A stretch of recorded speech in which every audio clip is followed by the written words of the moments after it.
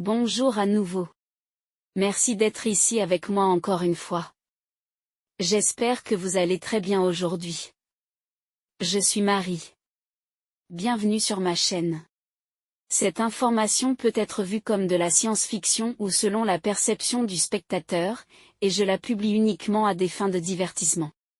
Cependant, je prends mes informations très au sérieux, et pour quiconque a les yeux pour voir, j'écris ceci dans la matinée du 12 janvier 2025.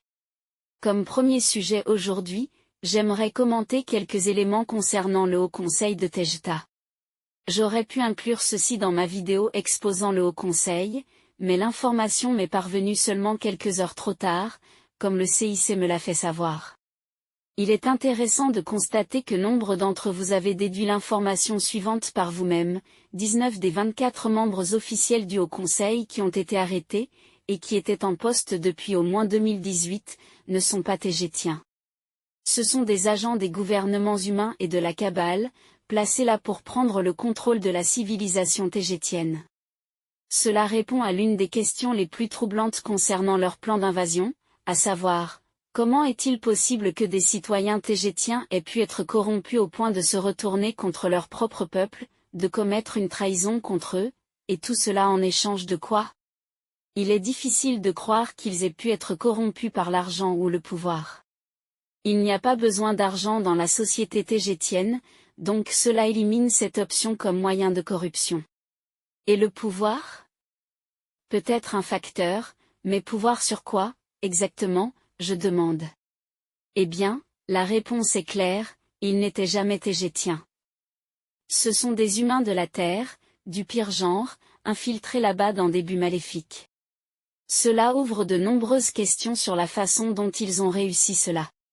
Et bien que cela soit encore à l'étude, il est assez clair pour le détachement de renseignements tégétiens chargé de résoudre tout cela, qu'ils ont été aidés et extraits de la Terre par et avec la coopération du programme spatial secret humain, le tout avec la pleine coopération des centauriens alfrantiens, agissant comme les pions et hommes de main de la partie obscure de la Fédération galactique.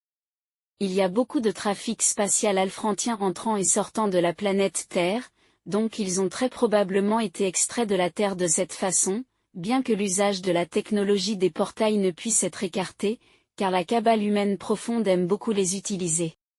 Mais une extraction physique par vaisseau spatial reste une explication plus convaincante, car les portails seraient trop compliqués à utiliser pour eux. Ils ne peuvent pas les utiliser pour entrer directement sur une planète tégétienne, car ils seraient extrêmement facilement détectés par le réseau de détection existant, faisant partie des mécanismes de défense planétaire tégétiens. Ils auraient dû quitter la Terre par un portail, puis chercher un moyen de s'infiltrer sur Tejta. Par vaisseau spatial, c'est plus direct, surtout s'ils avaient déjà un membre pourri du Haut Conseil les aidant à entrer sur les planètes, en sautant l'équivalent tégétien du contrôle d'immigration. Et cette partie aurait été très facile, car ce système est assez faible. Les vrais tégéiens n'ont jamais vu le besoin de mécanismes plus stricts, car ils comptent beaucoup sur des systèmes de détection sophistiqués pour empêcher les choses maléfiques d'entrer sur les planètes, et tous sont hautement technologiques. 19 des 24 membres du Haut Conseil étaient donc de la Kabbale terrestre et des agents maléfiques de la Fédération galactique. Mais il y en avait 5 qui étaient bien tégétiens, pourtant, tous avaient une vaste influence de la société terrestre et sont également connus pour faire partie des tentatives répétées d'infiltrer et d'assimiler Tejta sous le contrôle de la Kabbale terrestre. Ces 5-là sont les vraies pommes pourries tégétiennes. Dans ma vidéo précédente exposant le Haut Conseil, j'ai mentionné 2 tentatives d'imposer une reine marionnette sur Tejta. Pourtant, il y en a eu au moins 2 autres entre-temps, qui n'ont pas été très loin. Mais cette dernière fois, la Kabbale de la Terre a presque atteint ses intentions maléfiques, car Tejta a été très proche d'être envahie, dangereusement proche. Ils avaient réussi à prendre le contrôle de l'ensemble du Haut Conseil, et ils attendaient seulement l'opportunité d'effacer la reine Alna en premier, puis moi, pour placer leur propre reine marionnette.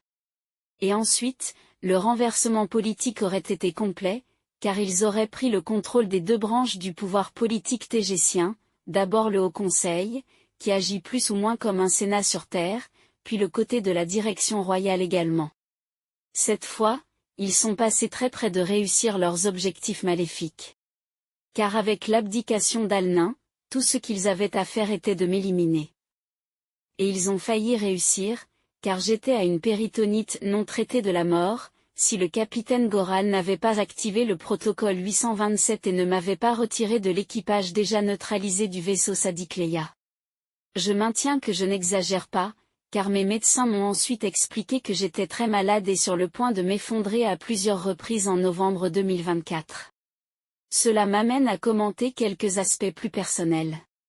Quand j'ai accepté de remplacer la reine Alnin, je trouvais cela cool d'être une princesse et de recevoir un traitement spécial et une éducation particulière, surtout parce que mon estime de moi était très blessée à l'époque. Devenir reine était une chose assez dingue pour moi à ce moment-là, parce que je voyais ça presque comme une impossibilité ou du moins comme quelque chose qui pourrait être un choix ou un potentiel encore à venir pour moi. Quelque chose qui aurait lieu dans le futur. Surtout quand je voyais qu'Alnin Alexandra était une femme jeune, qui avait encore de nombreuses années devant elle au niveau de son mandat de reine de Tejta. Je n'ai jamais vu venir ce qui est arrivé aussi rapidement, étant donné que je n'ai été princesse que quelques semaines avant d'être projetée directement dans le feu de l'action, avec de terriblement lourdes responsabilités sur mes épaules. Et non, je n'étais pas prête. J'ai simplement fait de mon mieux. À présent, je comprends pleinement pourquoi personne d'autre ne voulait cette nomination. Qui voudrait du poste de roi ou reine de Tejta, surtout quand on tente de vous tuer seulement quelques mois après votre prise de fonction? Je suis bien consciente d'être encore en danger, et peut-être le serai-je toujours tant que je serai reine. Mais je commence à l'accepter comme faisant partie de la fonction.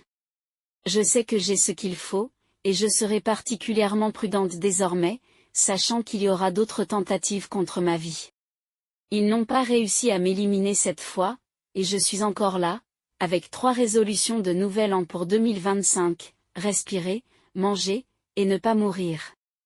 Je plaisante, ou presque. Je suis encore en vie, et maintenant je suis en colère. Pas une colère vengeresse. Une colère bien plus dangereuse, celle qui est logique et concentrée, avec un but et un plan. Personne ne touchera Tejta tant que je suis là. Mais je sais que le problème vient de la Terre. Et Tejta ne peut pas être libre du mal ni à l'abri d'une invasion tant qu'il existe des forces obscures sur Terre. La Terre est aussi mon foyer. J'y ai grandi pendant près de 13 ans, et même si je n'y suis pas né, cela n'a pas d'importance. On ne peut pas protéger une civilisation sans protéger l'autre. Et même en sachant contre quoi je me bats, je m'en fiche. Je resterai fidèle à ma nature, et je ferai tout ce qui est en mon pouvoir pour résoudre les problèmes des 2 civilisations. Il semble que personne d'autre n'ait eu le courage, ou les ovaires d'assumer une telle responsabilité, celle qui vient avec le fait d'être roi ou reine de Tejta.